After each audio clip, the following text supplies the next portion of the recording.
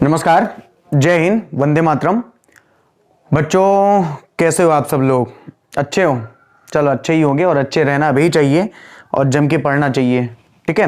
क्योंकि समय नज़दीक आ रहा है आपके एग्ज़ाम का, इसलिए आपको बहुत अच्छी लगन और पूरी ईमानदारी के साथ बहुत अच्छे तरीके से मेहनत करना चाहिए, ठीक है? चलो आज हम लोग इस चैप्टर का अंतिम कॉन्सेप्ट पढ़ेंगे, जिसको हम लोगों ने बताया था कि हम लोग बात करेंगे ऋण पत्रों का गैर रोकड़ के बदले निर्गमन।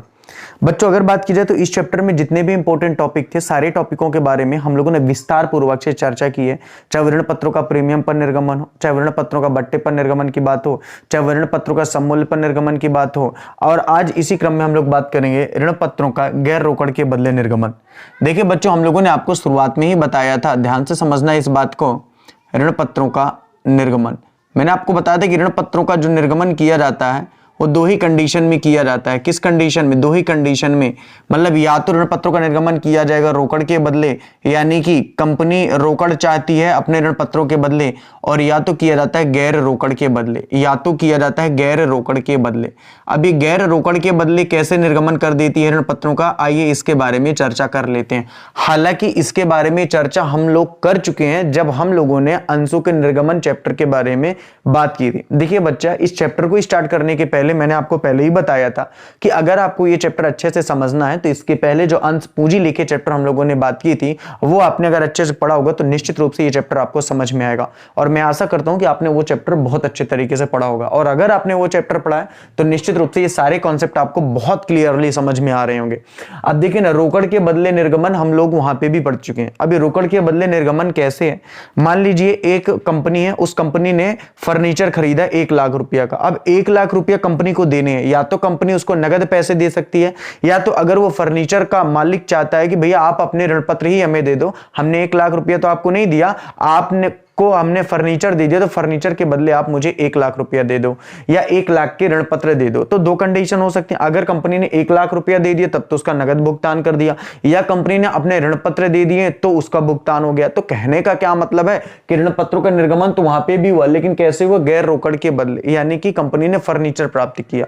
इसी तरीके से फर्नीचर भी प्राप्त कर सकती है, इसी तरीके से मशीन भी प्राप्त कर सकती है, इसी तरीके से एक नया व्यवसाय भी कंपनी खरीद सकती है। तो यह कहलाता है ऋण पत्रों का गैर रोकड़ के बदले निर्गमन। अगर बच्चा और भी डिटेल से बात की जाए तो बस आप इतना समझ लीजिए कि जब ऋण पत्रों का निर्गमन किया जाता है कंपनी के द्वारा और उसके बदले पैसा नहीं प्राप्त होता है बल्कि कोई संपत्ति प्राप्त होती है, तो उसे ही कहते हैं ऋण पत्रों का गैर रोकड़ के बदले निर्गमन। निश्चित रूप से आपको बातें समझ में आ चुकी हैं। अच्छा, गैर रोकड़ के बदले जब निर्गमन किया जाता है तो यहां पे भी जो निर्गमन होता है वो 3 तरीके का होता है। एक तो या तो एट यानी कि सममूल्य पर किया जा सकता है, या तो किस पर किया जा सकता है? या तो प्रीमियम पर किया जा सकता है, या तो प्रीमियम पर किया जा सकता है, और या तो बट्टे पर किया जा सकता है, या तो बट्टे पर किया जा सकता है। बच्चा एक चीज मैं आपको कंफर्म बता दूं कि ऋण पत्रों के निर्गमन में गैर रोकड़ के बदले निर्गमन से क्वेश्चन 101% आएगा। या तो गैर रोकड़ के बदले अंशों का निर्गमन आ सकता है, या तो गैर रोकड़ के बदले ऋण पत्रों का निर्गमन आ सकता है। इसका सवाल आएगा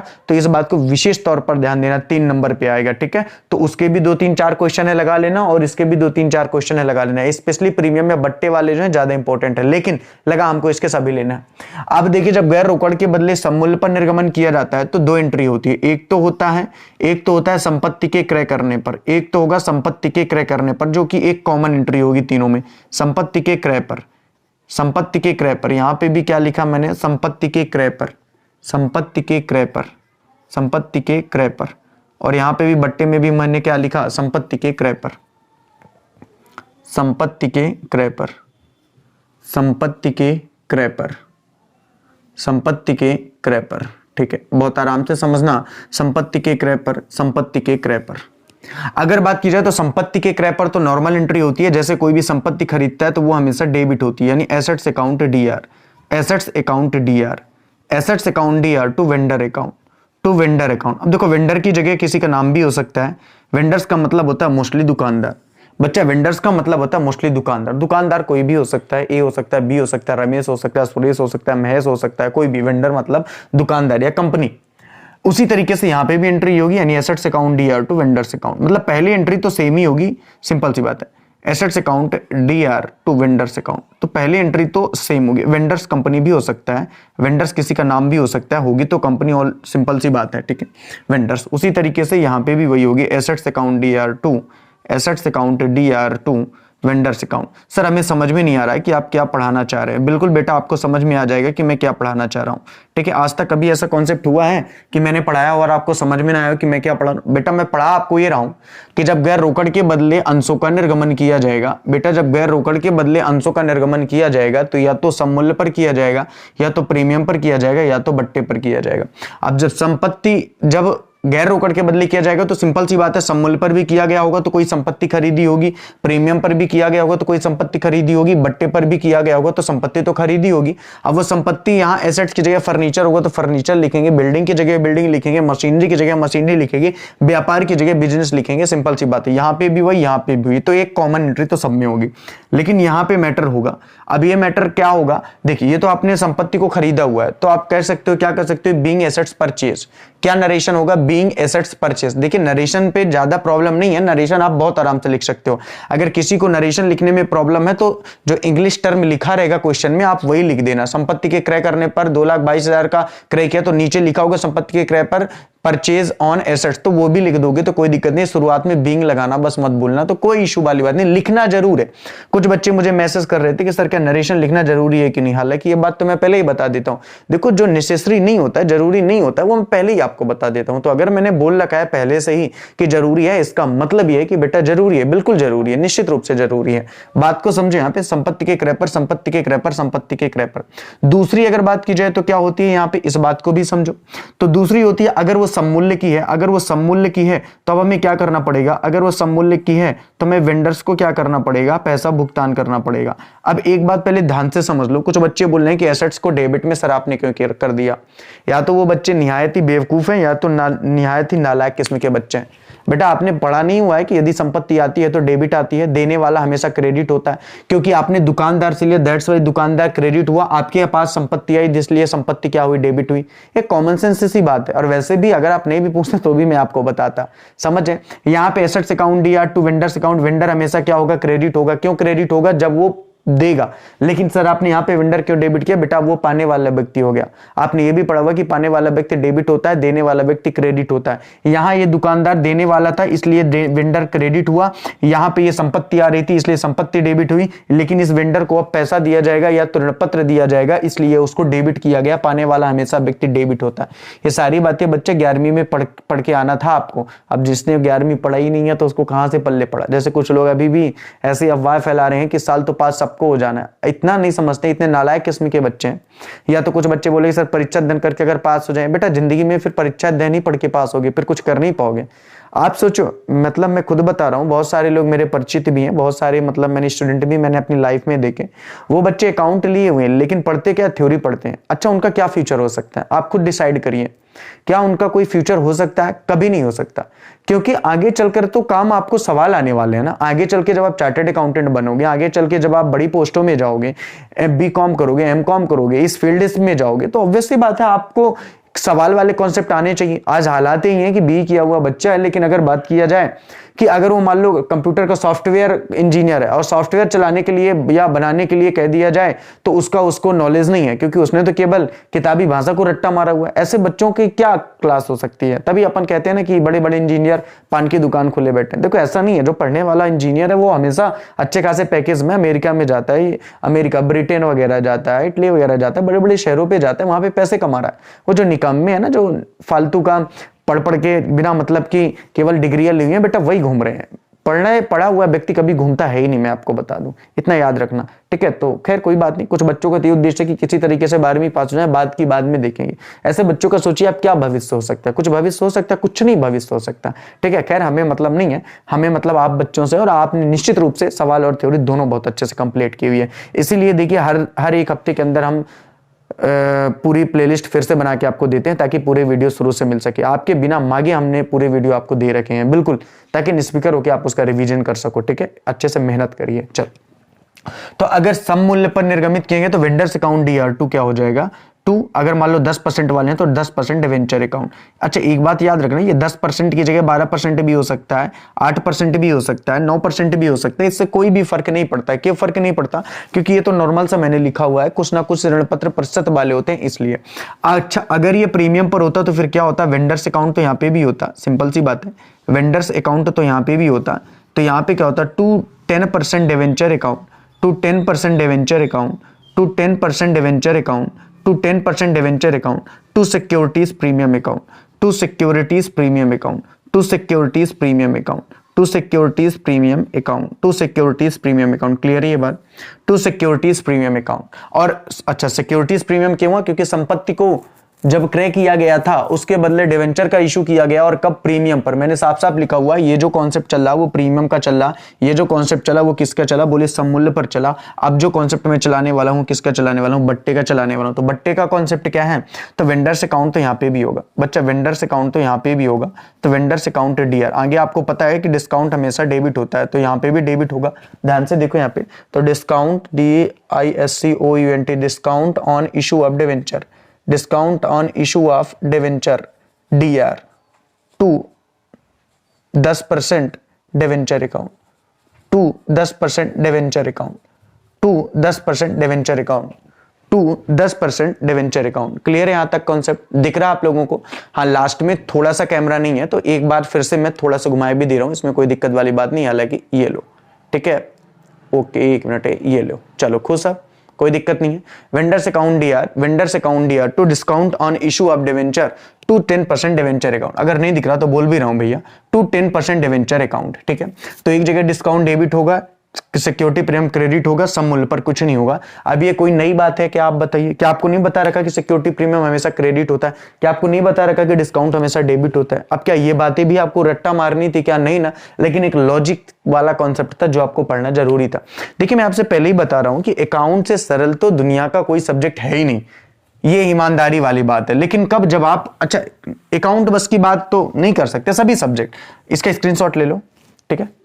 तो कहने का मतलब यह है कि सभी सब्जेक्ट अपने आप में बहुत अच्छे हैं, सुपीरियर हैं, बहुत अच्छे होते हैं अगर उनको ईमानदारी से पढ़ा जाए तो। निश्चित रूप से बहुत सारे बच्चों को मैं देखता हूं जब वो बच्चे पढ़ते हैं तो उनका स्क्रीनशॉट भी मैं अपने स्टेटस में लगाता हूं। इतने सारे बच्चे हमारे स्टेटस देखते हैं, है ना, 1000 प्लस होते हैं, अच्छा लगता है मुझे भी। कुछ बच्चे बोलते हैं सर स्टेटस क्या है आप इस बच्चे का लगा रहे हैं, उसका मनोबल बढ़ता है इससे कि मतलब कहीं ना कहीं हम अच्छा जा रहे हैं। बिल्कुल, और अच्छा जाना ही चाहिए, और यदि काम अच्छा हुआ है तो उसकी तारीफ होनी चाहिए। इसीलिए मैं कहता हूं कि जिस दिन की क्लास अगर आपको मुझे अच्छी लगती है, यानी आपको मेरी क्लास अच्छी लगती है, तो उसकी तारीफ जरूर किया करिए, और जब नहीं लगती है तो उसका विरोध भी किया करिए। अगर कोई बच्चा सवालों को नहीं लगाता है तो मैं बोलता हूं कि ये नालायक है, क्यों नहीं लगाता है, ठीक है। तो ऋण पत्रों का निर्गमन गैर रोकड़ के बदले, तो अगर सपोर्ट होना चाहिए अच्छे कामों पे तो विरोध भी होना चाहिए बुरे कामों में, ठीक है। तो अगर मेरी क्लास आपको अच्छी नहीं लग रही है तो प्लीज उसमें कमेंट भी किया करिए कि सर आज की क्लास आपकी मेरी समझ में नहीं आई, आपने जो पढ़ाया मुझे समझ में नहीं आया। बिल्कुल कमेंट किया करो, फोन करके 10 बार बोला करो कि सर आज आपने कैसा पढ़ाया, मुझे तो पल्ले नहीं पड़ा, ठीक है। हालांकि ऐसा कभी हो नहीं सकता है, इस बात की गारंटी मैंने कल भी ली थी और आज भी ले रहा हूं, ठीक है। चलो ठीक है, क्वेश्चन नंबर 23 पे चलते हैं, ठीक है। बहुत ही सिंपल सा है क्वेश्चन नंबर 23।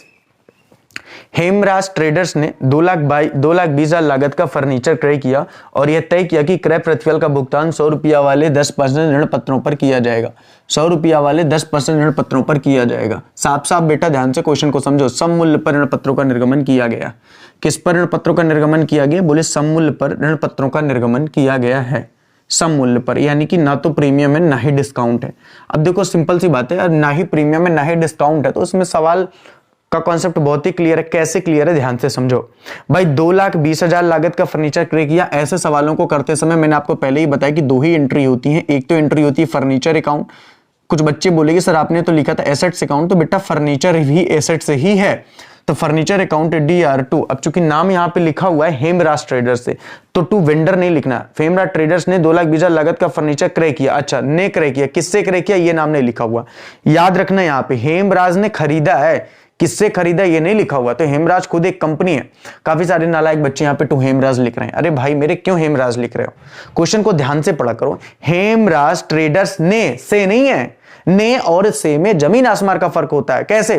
अमित ने या अमित सर ने 10,000 रुपया का फर्नीचर खरीदा, इसका मतलब अमित सर ने ही खरीदा है। किससे खरीदा है पता नहीं, लेकिन मैं बोलूं कि मैंने सुमित से 10,000 रुपया का फर्नीचर खरीदा तो देने वाला फिर सुमित हो जाएगा, या सुमित से 8,000 रुपया का फर्नीचर मैंने खरीदा तब भी देने वाला सुमित हो जाएगा। लेकिन यहां क्या लिखा हुआ है? हेमराज ने खरीदा हुआ, मतलब हेमराज तो पाने वाला है, और पाने वाला तो कहो डेबिट, लेकिन संपत्ति डेबिट होती है बेटा। पैसा आता है तो पाने वाला डेबिट होता है, व्यक्तिगत खाता पैसा आने पर डेबिट होता है, ठीक है। अब ऐसी छोटी छोटी बातें कैसे मैं आपको बता दूं। कैश आता है, देने वाला क्रेडिट होता है। अगर कोई व्यक्ति व्यक्तिगत खाता उधार लेन देनों पर डेबिट होता है, पाने और देने वाला। अब वहां पे चर्चा करेंगे तो पंचायत है, जिसको इतना छोटा सा कॉन्सेप्ट नहीं पता है तो वहां पे मैं नहीं घुमाऊंगा, ठीक है। तो कैश होने पर कैश आता है, पैसा आने पर पैसा डेबिट होता है, पैसा जाने पर पैसा क्रेडिट होता है, संपत्ति आने पर संपत्ति क्रेडिट होती है, उधार लेन देन है तो पाने वाला डेबिट होता है, पैसा दिया जा रहा है तो जो उस व्यक्ति को दिया जा रहा है वो डेबिट होता है। तो ये सारी चीजें बच्चा कराई गई हैं, समझाई गई हैं, ठीक है। तो furniture account DR2, furniture account DR2, vendors account, ठीक है। और जिनको नहीं इतना कॉन्सेप्ट पता है तो भाई रट्टा मार लेना, ठीक है, रट्टा भी तो कम काम आ जाएगा, छोटा सा कॉन्सेप्ट है। तो furniture account DR2, vendors account. पढ़ने वाला बच्चा विशेषकर ध्यान दे, यहाँ पे हेमराज नहीं लिखना है, क्योंकि हेमराज बच्चा कौन है? तो हेमराज ही वह व्यक्ति है जिसने फर्नीचर को खरीदा हुआ है। तो हेमराज ही वो व्यक्ति है जिसने फर्नीचर को क्या किया हुआ बेटा? खरीदा हुआ है। तो इस बात को विशेष ध्यान देना, ठीक है। नरेशन क्या लिख दोगे? Being furniture purchase. क्या लिखोगे? Being furniture purchase. कितने में परचेज किया हुआ? 2,20,000 में। कितने में फर्नीचर परचेज किया हुआ? 2,20,000 में। कितने में फर्नीचर परचेज किया हुआ? बोले फर्नीचर परचेज किया हुआ 2,20,000 में। क्लियर है यहाँ पे बच्चा? फर्नीचर कितने में परचेज किया हुआ? 2,20,000 रुपये में। अच्छा, दूसरी एंट्री क्या कर देते हैं अपन? तो दूसरी एंट्री अपन करते हैं vendors account DR।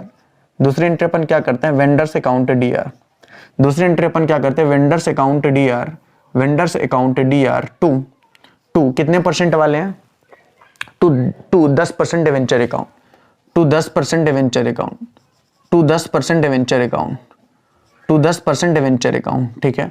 To 10% debenture account कितना कर दोगे? बोले 2,20,000। भाई 2,20,000 रुपये का ही तो डिवेंचर इशू किया गया होगा ना। कितने का डिवेंचर इशू किया गया होगा? 2,20,000 का। और अगर बात की जाए तो कितने डिवेंचर इशू किए गए होंगे? तो being 2200 debenture issued, being 2200 debenture issued. अब आप में से काफी सारे बच्चों के मन में परेशानी का सबक हो गया कि 2200 कहां से आया? हद है भाई। 2,20,000 रुपया पेड किया है, ठीक है। 2,20,000 रुपया पेड किया है और प्रत्येक की कीमत अगर 100 रुपया है तो सिंपल सी बात है, ऋण पत्र कितने रहे होंगे? बोले 2,200 रहे होंगे।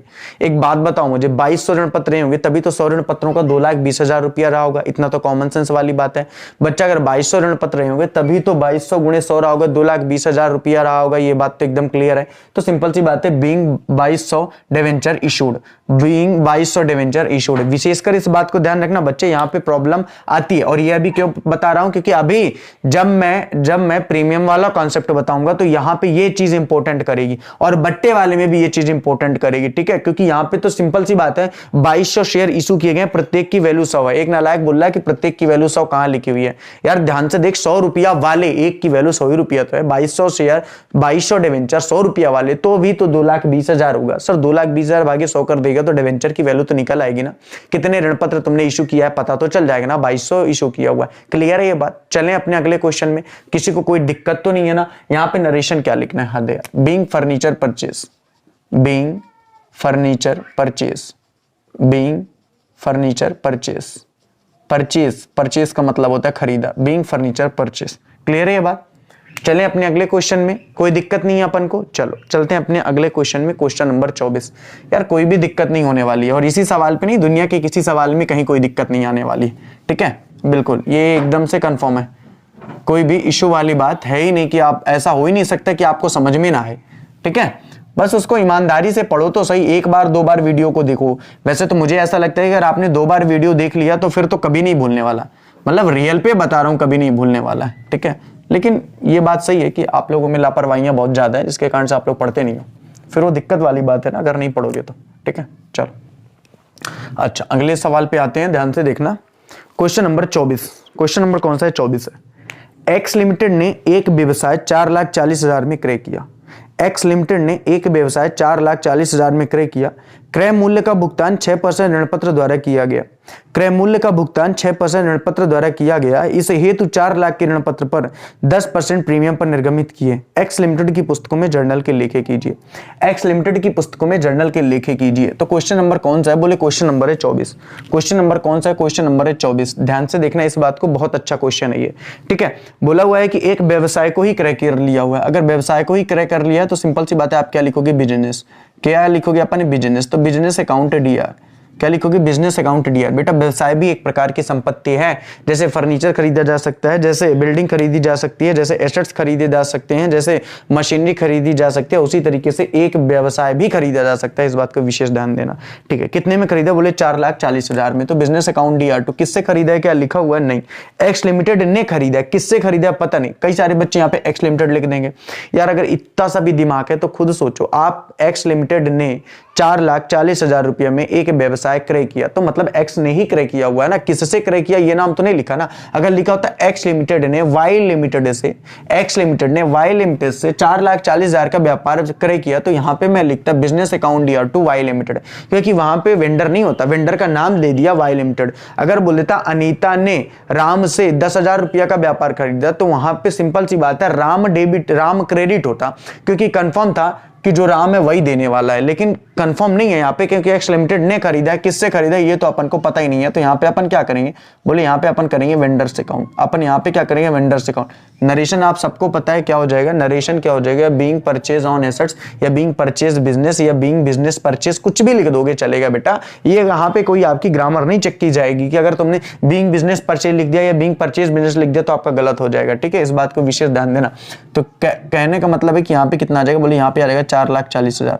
यहाँ पे कितना आ जाएगा? बोले यहाँ पे आ जाएगा 4,40,000। कितना आ जाएगा? 4,40,000। दूसरी एंट्री अगर बात की जाए तो क्या करेंगे?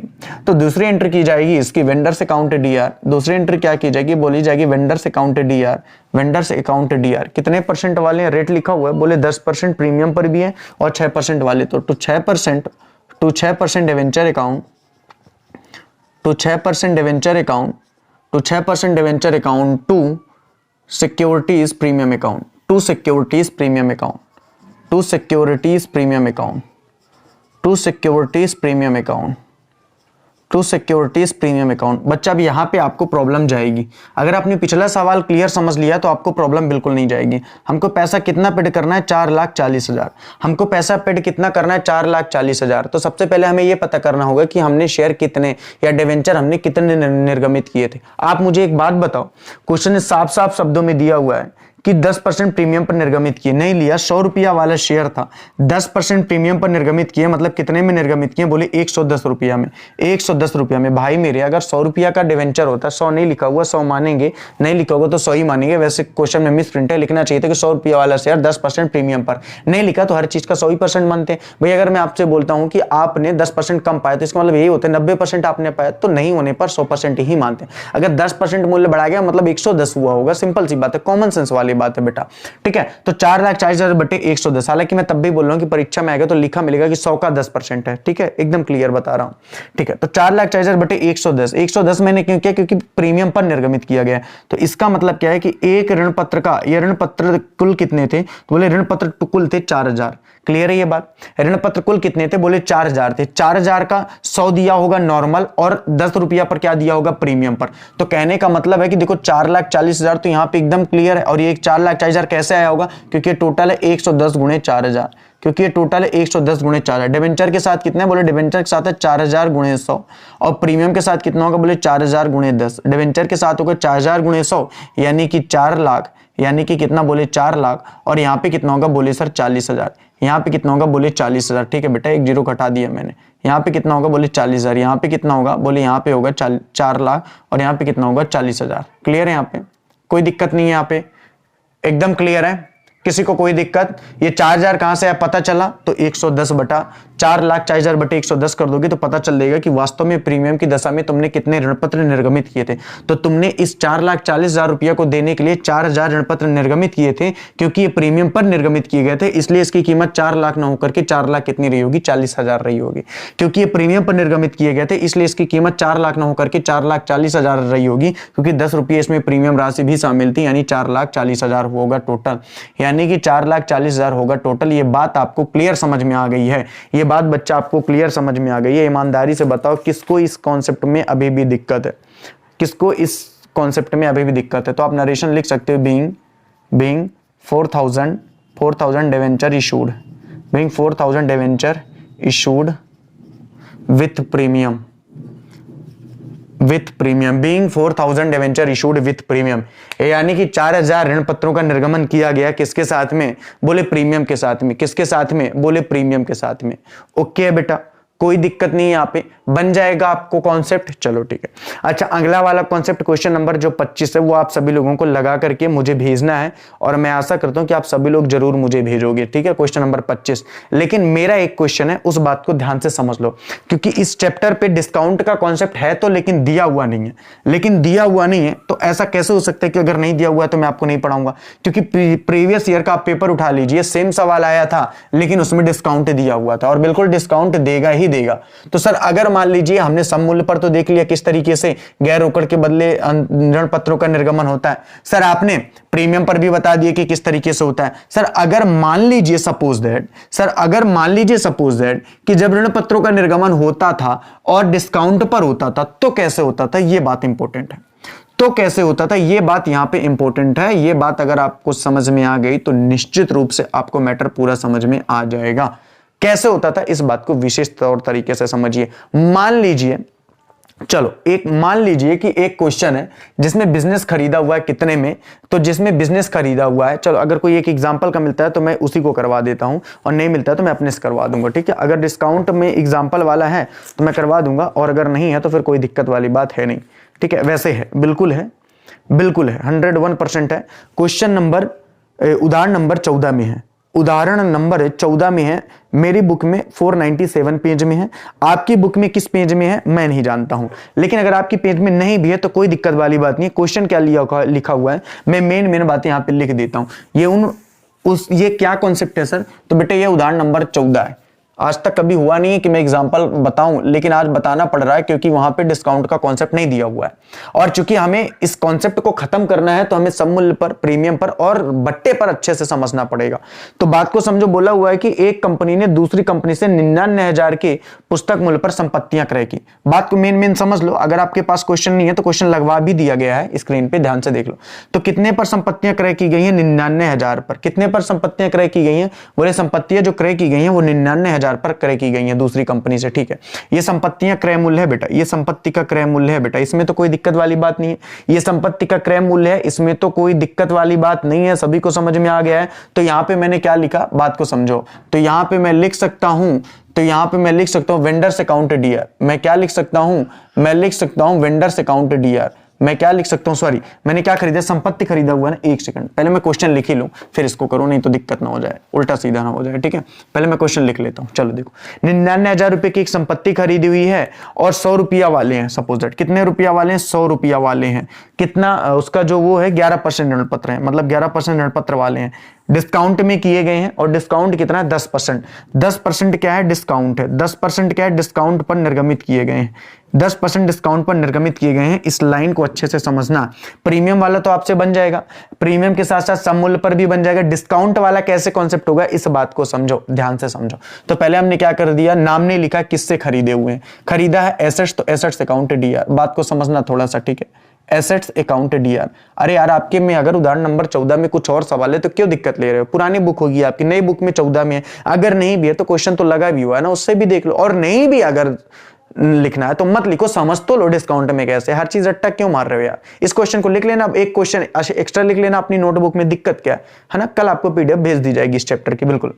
तो 99,000 संपत्ति से 100 रुपया था, 11%, 10% उसमें क्या डिस्काउंट था। तो assets account DR to vendors account, तो वेंडर्स अकाउंट। अब कल बहुत सारे बच्चे, कुछ बच्चों ने बोला कि जैसे कुछ एक आध सवाल कभी ऐसा हो जाता है कि वो किसी बुक में नहीं होता है तो परेशान हो जाते हो। अरे परेशान होने की बेटा क्या बात है? अगर आपके क्वेश्चन में सेम हूबहू वही सवाल नहीं है तो कॉन्सेप्ट तो वही चल रहा है, आप अपनी किताब से जो सवाल है लगा लीजिए।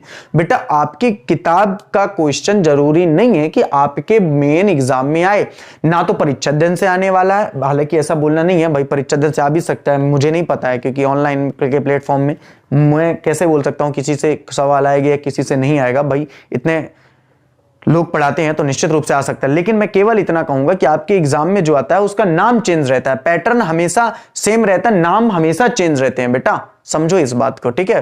पुराना हजारों जितने सालों का पेपर उठा के देखना है तो चेक कर लेना, तो कॉन्सेप्ट समझो ना क्या मतलब है। देखो तो एसेट्स अकाउंट या तो वेंडर्स अकाउंट कितने हजार रुपए में खरीदा, बोले 99,000 रुपए में खरीदा। कितने में खरीदा, बोले 99,000 रुपए में खरीदा।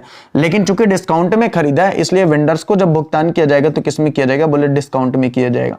तो vendors account DR, vendors account DR discount on issue of debenture account, discount on issue of debenture account, discount on issue of debenture account, discount on issue of debenture account D R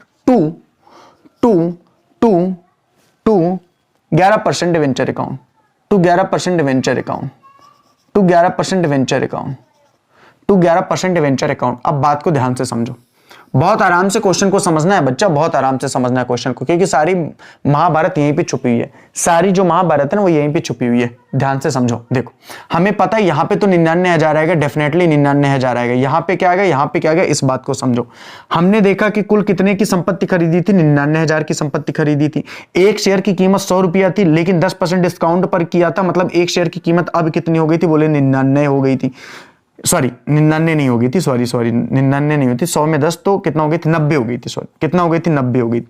कितना हो गई थी, 90 हो गई थी। 90 आपको समझ में आ रहा, ये 90 आपको समझ में आया। 90 कहां से हो गया, समझ में आ गया भाई। 100 रुपया वाला शेयर था, 10% बट्टे पर निर्गमित किया गया था, यानी कितने में निर्गमित किया गया था, बोले 90 रुपये में निर्गमित किया गया था। अरे यार 100 रुपया की चीज 10% बट्टे पर बेची गई तो 90 रुपया ही पर तो बेची गई। अगर मैं बोली ये प्रत्येक पेन में 10% बट्टे पर दे रहा हूं, 100 रुपया की पेन है तो हर पेन में 90 रुपया की दे रहा हूं, सिंपल सी बात है। और टोटल मैंने अगर 99,000 रुपया का डिवेंचर खरीद करके पैसा दिया हुआ है तो सिंपल सी बात है, मैंने डिवेंचर कितने की इशू किए गए होंगे, 1100। मुझे करना कितना चाहिए था, कितना करना चाहिए था, 1100 डिवेंचर जब मैं इशू करूंगा तब जाकर के मेरा पूरा पैसा भुगतान होगा। आप कहोगे सर 1100 क्यों आप कर रहे हो, आपको तो 1100 नहीं 9900 करना चाहिए था या 990 करना चाहिए था। 990 तो 1100 आप क्यों कर रहे हो भाई, सिंपल सी बात है क्योंकि मैंने बट्टे पर किया हुआ। तो अगर यहाँ पे प्रीमियम है तो 10 रुपया प्रीमियम तो 110 कर दोगे, बट्टा है तो बट्टा कर दोगे, सिंपल सी बात है। तो यहाँ पे मैंने क्या किया, बोले यहाँ पे आपने क्या होगा 1100 बटे कितना, 1100 गुणे कितना किया होगा, मैंने 90 किया होगा। 1100 गुणे कितना किया होगा, 90 किया होगा, एक बात याद रखना ठीक है। और यहाँ पे कितना किया होगा, बोले 1100 गुणे 10 करूंगा, यानी कि ये कितना आएगा 11,000, ये कितना आएगा 11,000, और ये कितना आ जाएगा, ये आ जाएगा 1,10,000, ये कितना आ जाएगा 1,10,000। अगर ये बातें अगर आपको समझ में आ गई हैं तो सिंपल सी बात है आपको पूरा कॉन्सेप्ट समझ में आ गया है। और ये बातें अगर आपको अभी भी समझ में नहीं आई है तो सिंपल सी बात है अब आपको कॉन्सेप्ट समझ में भी नहीं आने वाला है निश्चित रूप से। तो बस आपको इतना याद रखना है। अब यहाँ पे फिर वही चीज लिखना है आपको कि being 1100 debenture issued with discount. Clear है ये बात। तो 90 बटे 90 कहां से आया, क्योंकि 100 रुपया था, 10% डिस्काउंट तो 90 डिवाइड किया हमने, तो यहाँ पे नंबर ऑफ क्या आ गया, डिवेंचर। बेटा ये नंबर ऑफ डिवेंचर है, यानी ऋण पत्रों की संख्या, यानी कि ऋण पत्रों की संख्या, यानी कि ऋण पत्रों की क्या है, ये संख्या है, यानी कि ऋण पत्रों की क्या है, ये संख्या है 1100। तो 1100 ऋण पत्र इशू किए गए तो 1100 गुणे 90, 90 के हिसाब से किए गए तो 99,000 तो हमने पेड कर दिए, ठीक है। लेकिन 10 रुपये डिस्काउंट पर तो 11,000 डिस्काउंट था। कुल मिलाकर कहने वाली बात ये थी कि हमने डिवेंचर 1,10,000 रुपया में निर्गमित किए थे, लेकिन चूंकि वो डिस्काउंट पर निर्गमित किए गए थे दैट्स वाइज उसे 99,000 रुपया ही मिले। ये बात आपको क्लियर समझ में आ चुकी है। ये बात बच्चा डेफिनेटली आपको समझ में आ चुकी है। अगर ये बात आपको समझ में आ चुकी है तो फिर अच्छी बात है, नहीं समझ में आई है तो कल फिर मैसेज कर देना कि सर डिस्काउंट वाला कॉन्सेप्ट हमें समझ में नहीं आया हुआ। अब देखिए इसके बाद अगर बात की जाए तो इसके बाद एक कॉन्सेप्ट बच्चा है संपार्श्विक प्रतिभूति के रूप में ऋण पत्रों का निर्गमन, ठीक है। ऋण पत्रों पर ब्याज भी है लेकिन हमको नहीं पढ़ना है, ना ही हमको शोधन पढ़ना है। तो कहने का मतलब यह है कि ये चैप्टर यहां से क्या होता है, फिनिश होता है। एक छोटी सी थ्योरी बची हुई है जिस थ्योरी को पढ़ना इंपॉर्टेंट है। मैं कल जब नया चैप्टर शुरुआत करूंगा या बीच में किसी दिन मैं उस चैप्टर के बारे में जरूर बता दूंगा। वो थ्योरी एक छोटी सी थ्योरी है बस, ठीक है। तो बाकी परेशान नहीं होना है। और जो बच्चे हैं जो छत्तीसगढ़ से बिलोंग करते हैं, राजस्थान से, उनके लिए शोधन पढ़ना है तो उनके लिए मैं संडे को एक दिन एक्स्ट्रा क्लास निकाल करके शोधन का सवाल और शोधन की थ्योरी भी बता दूंगा। लेकिन एमपी बोर्ड वालों को यहीं तक का पढ़ना है, इसके आगे नहीं पढ़ना है, क्योंकि आपके सिलेबस में एक चैप्टर लिखा होगा जिसको हटा है, वो है ऋण पत्रों का मोचन, वो है ऋण पत्रों का मोचन। वास्तव में ये कोई एक पूरा चैप्टर नहीं है, ये इसी के बाद का कॉन्सेप्ट है। जब इसके बाद आप सवाल देखोगे तो आगे चल करके लिखा होगा ऋण पत्रों का शोधन। क्या लिखा होगा, ऋण पत्रों का शोधन, और थ्योरी भी लिखी होगी ऋण पत्रों के शोधन से आप क्या समझते हैं। बच्चा शोधन और मोचन एक ही होता है, तो इसलिए ये अपन को अब नहीं पढ़ना है, यहां तक कि सवाल पूरे अच्छे से पढ़ना है। अगर आपने एक नंबर से लगा करके और जितना भी मैंने पढ़ा दिया है 25 नंबर तक, तो अगर आपने इतना कर लिया ना तो समझ लो कि 2 सवाल इस चैप्टर से तुमको डायरेक्ट बनेंगे, 4 दूनी 8 नंबर का। इतना बात एक बात यकीन करके पढ़ लेना, ठीक है। तो चलो ठीक है, आज की बातें मुलाकातें अब हम लोग यहीं पे समाप्त करते हैं, क्योंकि सेशन अपना कंप्लीट हो चुका है और नया चैप्टर तो अपन कल से ही स्टार्ट करने वाले हैं। तो कल का वेट करिए, कल हम लोग नए चैप्टर की शुरुआत करेंगे और चैप्टर का नाम है, हेडिंग डाल सकते हो बिल्कुल, साझेदारी का अवकाश ग्रहण। एक इंपॉर्टेंट चैप्टर है, इंपॉर्टेंट महत्व है उसका अपना।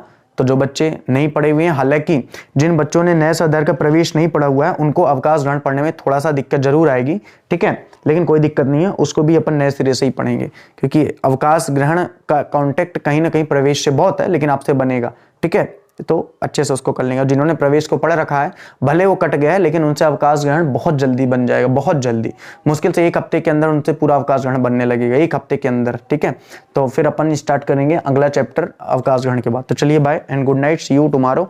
कल हम लोग फिर मिलते हैं, तब तक के लिए आप सभी लोगों को शुक्रिया। अपना प्यार और स्नेह इसी तरीके से मुझ पर बनाए रखिए, और बहुत खुशी मिलती है, हार्दिक खुशी मिलती है जब आप लोगों के कमेंट या मैसेज मुझ तक पहुंचते हैं।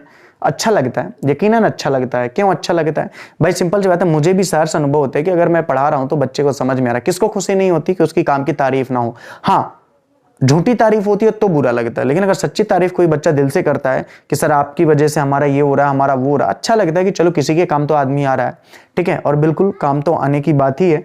और धन्यवाद आप लोगों का भी है कि आप लोगों की वजह से मैं, मेरा पूरा परिवार और हमारी पूरी टीम आप लोगों की वजह से चल रही है। कहीं ना कहीं आपके द्वारा जो एक फीस दी जाती है वो आपके लिए एक मामूली सी रकम होगी, लेकिन हमारे लिए वो एक बहुत बड़ी रकम होती है, जिसके फलस्वरूप मैं आपको वीडियो और अपनी पूरी क्लास दे पा रहा हूँ। तो आप लोगों का भी तहे दिल से शुक्रिया। बस इसी तरीके से आप मेहनत करते जाइए, मुझे आपसे केवल ईमानदारी की मेहनत चाहिए, ठीक है। चलो बाय एंड गुड नाइट।